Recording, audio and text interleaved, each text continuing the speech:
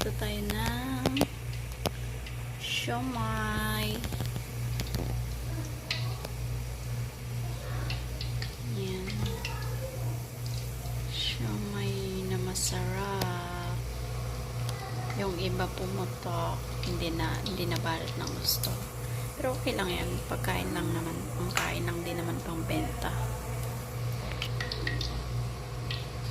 Yan guys, para-paraan sa pagluluto. Kung gusto nyo kumain, mag-homemade kayo ng siomai.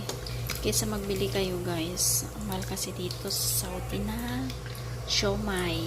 Ako na lang magluluto. Busog pa ako. Kaysa bibili ako sa labas. 6 na piraso. 12. 12 SR yun. Kaya ako na lang magluto. Busog pa ako, ilang piraso pa yung mababalot ko, diba?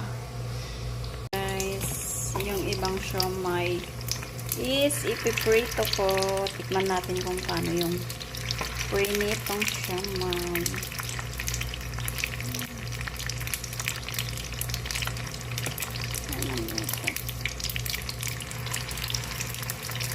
Try natin kung paano ang masarap.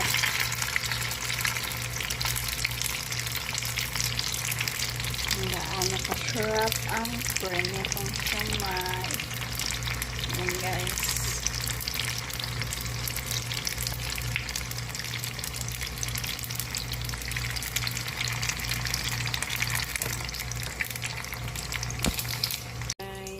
Sabi ko kahapon, diet na ako ngayon eh. Pero sige, bukas na lang ulit. Promise. Ang ating prinitong siomai.